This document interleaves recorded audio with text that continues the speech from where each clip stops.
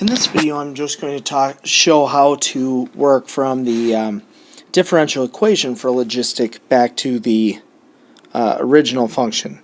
So this says, the change in the number of bears with respect to time is modeled with 0.008 p times 100 minus p. Okay.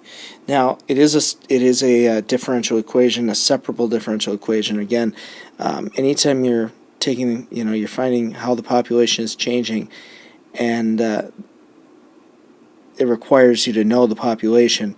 That means you have to do some kind of separating of these two. Okay. So I'm going to multiply both sides by dt, and then I'm going to divide both sides by p times 100 minus p. So that is 1 p 100 minus p right here. So I now have 1 over p times 100 minus p dp equals 0.008 dt. So I've separated. Now I integrate. The right side of this is easy enough. It's 0.008 t plus a constant. This, let me maybe do some work kind of down here. To integrate it, I can't really multiply through the p. I can't put the p in. I have a fraction where substitution isn't going to work. So the next thing I'm going to try, since it's already factored, I'm going to try a little integration by partial fractions.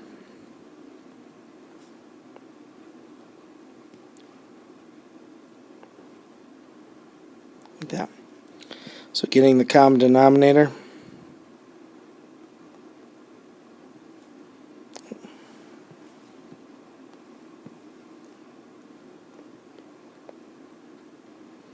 So if p were 100, that means 100b is 1. So b is 1/100th. I'm just going to write that right up there. If p were 0, that means 100a equals 1. So a is also 1/100th. So as I think about integrating this, I would do 1/100th up front, and then I'd have the 1 over p dp. And the other one would be 1/100th out front, and the integral of 1 over 100 minus p dp. So I just split those two. So it would become 1/100th, the natural log of p, and then minus 1/100th, natural log of 100 minus p. Now that negative 1/100th, let me just explain that real quick. Because it's 100 minus p, if you think about doing this with substitution, how we usually do substitution with something like this is we make u the denominator. So if u is 100 minus p, the derivative of negative p is negative dp. So you'd pull a negative out front, so that would change that. Okay. So let me go back up here and write what that integral is then. I've got 1/100th natural log p minus 1/100th natural log of 100 minus p. Okay. Now I'm going to multiply everything by 100. Okay, because I don't like that coefficient, so I'm just going to put it times 100 right here. So I'm going to have natural log of p minus natural log of 100 minus p. Clean that up a little bit. Equals 0.8 t plus c. Okay.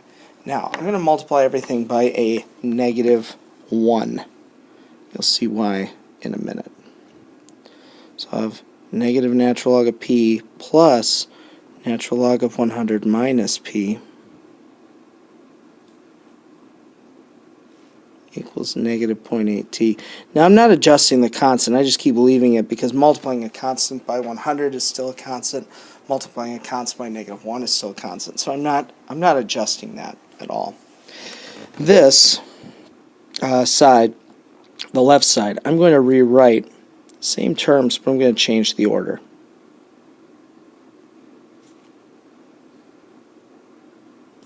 I'm just going to leave the other side alone for a minute. Okay, we're going to go up here now to finish. Now, when I am subtracting logs, that means I am dividing what's inside them.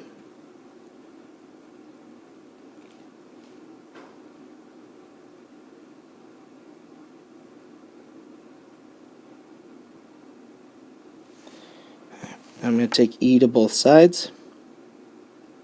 So I have 100 minus p over p equals, now this, maybe I'll do it in kind of 2 steps. I'm going to split that exponent up by multiplying the 2 bases. Remember to add exponents. To add up here, we would be multiplying these bases. Now this is just another constant. E to a constant is a constant. So I could write this side now as CE to the negative 0.8t. And I'm going to rewrite this other side as 100 over p minus p over p, or 1. Okay? So I'm going to add 1 to both sides. And then I have 100 over p. I would rather have p over 100. So I'm going to write p over 100 equals, if I flip one side, I have to flip the other.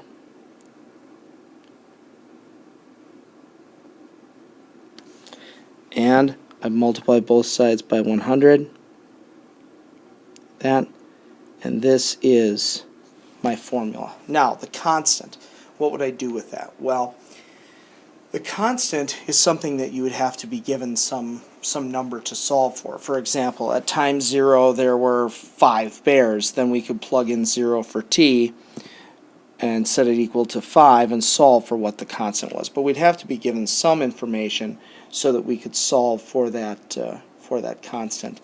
Let me just kind of backtrack through here and talk about all the things I did, because there is a general way to do this for a logistic. First thing I did was I separated the variables. You can see I brought over the p and the 100 minus p. You'd always do that no matter what. You'd divide that. And you'd leave this constant with the dt. You'd integrate the constant and you'd have that. You'd integrate this p times the carrying capacity minus p. It would always come out to be 1 over the carrying capacity times the natural log of p minus 1 over the carrying capacity natural log. This work with the partial fractions will always yield the same thing. So then I multiplied everything by the carrying capacity, so I didn't have those coefficients. Then I multiplied everything by a -1, simply to change the order of the logs. And the reason I did that was so that I could combine the logs in a nice way, and I could take e to both sides and get rid of the natural log. Then once these were combined, it was very easy to simplify, and then add the 1, and then flip and multiply again by the carrying capacity. So there's a lot of things here that really are very general, and you wouldn't have to necessarily recreate the formula every time if you knew how everything's going to end up.